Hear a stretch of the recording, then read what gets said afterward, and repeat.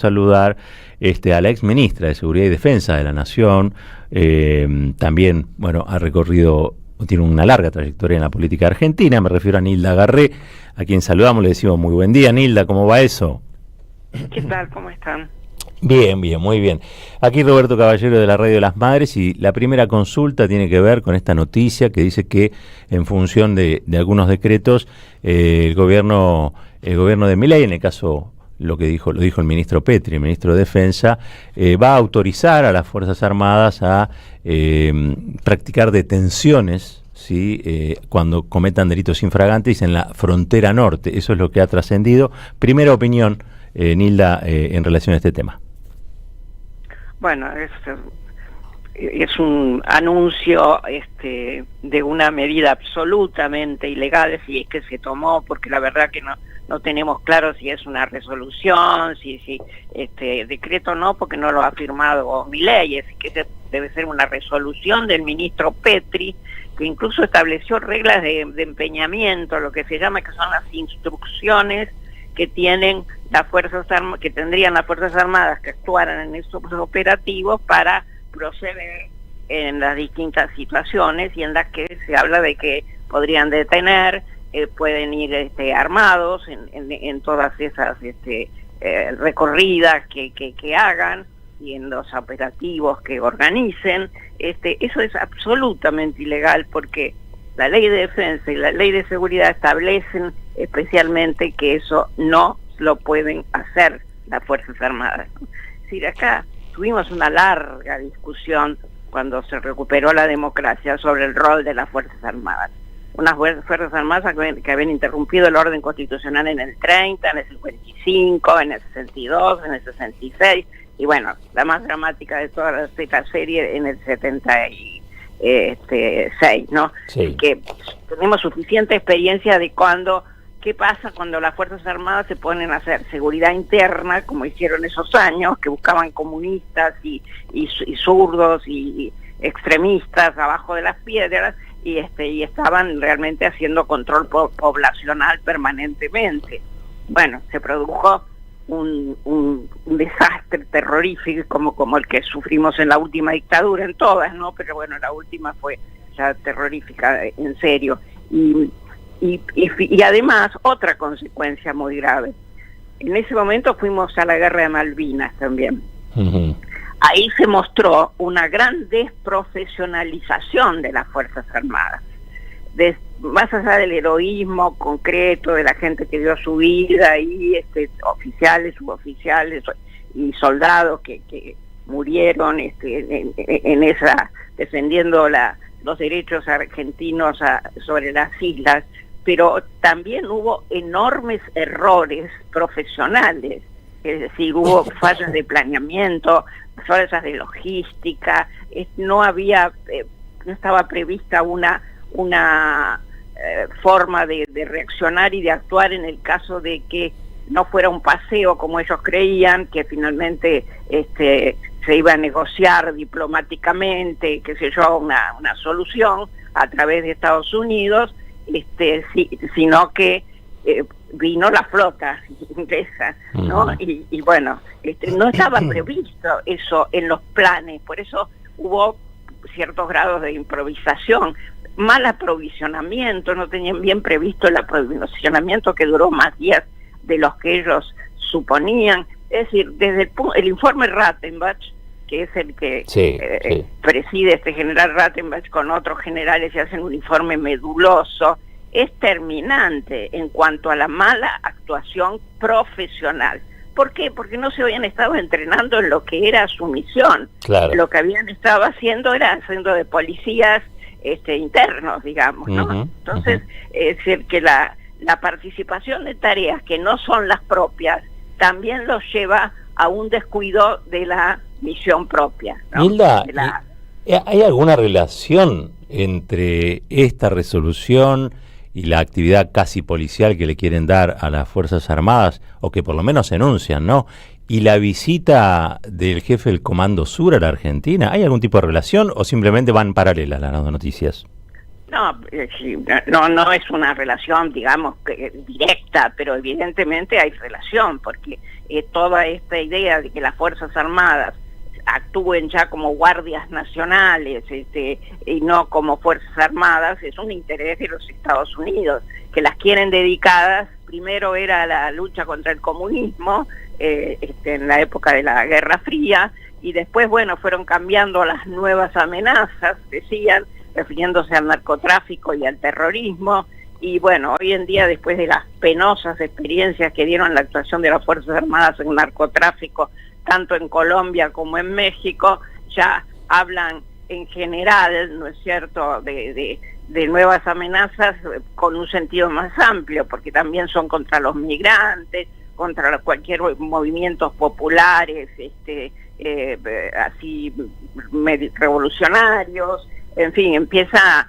ampliarse, digamos, la lista de actividades, y bueno, ahora hablan en las fronteras, ¿no? Es un despliegue en las fronteras.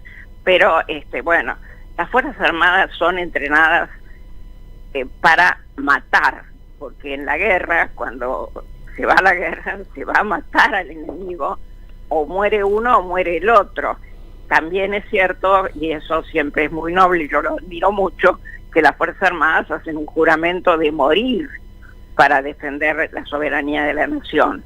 Pero bueno, así como están dispuestos a morir, están preparados para matar. Entonces, si uno los manda, mientras que las fuerzas policiales deben actuar todo lo contrario, con un uso proporcional de la fuerza, con un uso muy racional, muy en fin, cuidadoso, digamos, para evitar daños a la población que pueda estar involucrada en el delito. Es decir, tienen que prevenir el delito, conjurar el delito, y bueno, detener, obviamente en caso de flagrancia, y después ayudar al fiscal o juez que esté haciendo la investigación.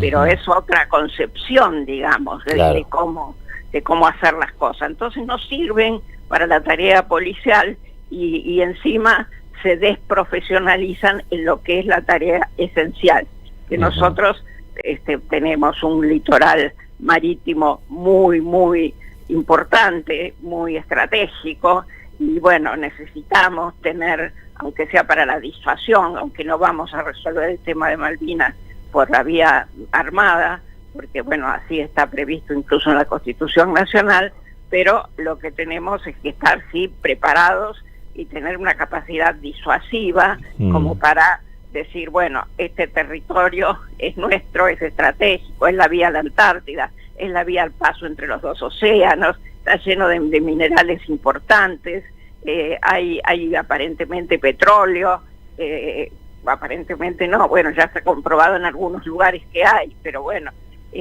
había más. Entonces, bueno, estamos obligados a tener fuerzas armadas que tengan una capacidad de defensa de esos territorios, ¿no? A partir de una investigación de la revista Contraeditorial, se ha determinado una cantidad muy significativa de miles de millones de pesos, 56.000 creo, para lo que es reequipamiento de fuerzas de seguridad. Ahora, la pregunta es si esto se ve reflejado en un aumento de la sensación de seguridad de la sociedad argentina, o si por el contrario buena parte de esa inversión va a la represión de la protesta. ¿Cuál es tu mirada sobre esto? Yo creo que básicamente está destinado a la represión de la protesta, al mantenimiento de lo que se llama el orden público, que fue tan glorificado, ¿no es cierto?, durante tantos años. No es que no haya que darle su importancia, por supuesto, ¿no? Pero quiero decir, cuando yo llegué al Ministerio de Seguridad, la Policía Federal, en el año 2010, la Policía Federal no tenía cuerpos de prevención del delito, no tenía un sector de su gente destinado a esa tarea. Ahora, eso sí, tenía mucho entrenamiento en mantenimiento del orden público. Es decir, que durante años, aún años de democracia, se había priorizado como que la policía estaba para el orden público. Y la policía está sobre todo para prevenir. La seguridad es una cosa muy compleja, es multicausal, debe ser tratada en forma multiagencial, tienen que intervenir no solo la policía, todo lo contrario, la policía es solamente un eslabón en una cadena donde también están los fiscales, donde están los jueces, donde después está el sistema penitenciario que tiene que ser recuperador de la gente y no lugares donde al contrario se perfeccionan en el delito. Después tiene que funcionar también todo un sistema de las agencias sociales que ayuden a la prevención del delito en los lugares más complicados. Es decir, si uno no hace todo eso, por más que compre granadas de gas pimienta, evidentemente lo hace para reprimir todo lo que sean manifestaciones de protesta. A ver, y hay una noticia de último momento y tiene que ver con la fuerza que está haciendo Bullrich para trasladar a los represores a Campo de Mayo, digamos, ¿no? A unas mejoras en las condiciones de detención comparada con la cárcel común, ¿no? Digo, ¿cuál es tu interpretación de esta decisión? Bueno, Bullrich evidentemente quiere acercarse a esos sectores y además necesita plazas también para ubicar presos, ¿no? Digamos, del sistema penal, ¿no? Entonces, bueno, pide, y como los represores están pidiendo eso, bueno, en fin, de todas maneras es una cárcel igual la de Campo de Mayo, ¿no? Más cómoda será, obviamente, sí, pero bueno, nosotros hemos logrado realmente verdad, memoria y justicia, es decir, están presos, muchos de ellos, no todos, porque lamentablemente fueron miles los que actuaron en ese terrible crimen que fue toda la dictadura, pero bueno, yo personalmente ya no es lo que más me importa si van a un lugar más cómodo. Bueno, lo importante es que se mantenga la prisión, porque bueno, fueron condenados y realmente desde un punto de vista personal todos sabemos que son penas merecidas, a las que fueron condenados con todas las garantías del debido proceso, sin ninguna de las cosas que ellos hicieron, sino garantizándoles todos sus derechos, de manera que, bueno, deben cumplir la condena, ¿no? Nilda, te quiero agradecer muchísimo estos minutitos en la mañana de la 530. Abrazo grande. Buen abrazo. Chao. Ex ministra de Seguridad, ex ministra de Defensa de los años felices, ¿no? Hablando sobre la actualidad que es bastante deshonrosa, digo, para las Fuerzas Armadas, donde otra vez se las piensa como ejército de ocupación o brazo interno, Guardia Nacional, decía. El otro día comentamos ayer, creo, con Rodolfo Jansson, una chica que fue golpeada y abusada en el marco de entrenamiento antidisturbios que está haciendo la Armada Argentina allí en su predio de la Escuela de la Armada y en Vicente López. Y uno piensa, ¿qué tienen que estar haciendo las Fuerzas Armadas en este tema, ¿no? Los marineros de guerra, digamos, que tienen que estar haciendo, más que pensar en la guerra, ¿sí? O en el modo de evitarla. No, están pensando en cómo se reprime de mejor manera o se entrenan para eso. Bien trajo de la historia Garré lo que fue el informe Rattenbach y después las condenas que recibieron aquellos comandantes que habían entrenado bajo la doctrina de la Seguridad Nacional y de la Escuela de las Américas a los oficiales argentinos. Fue traición a la patria, los condenaron por traición a la patria, que en el Código Militar es pena de fusilamiento.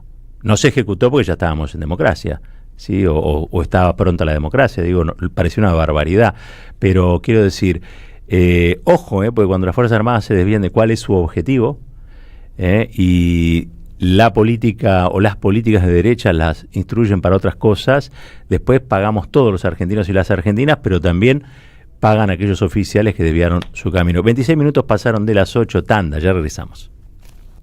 En épocas donde se premia el individualismo,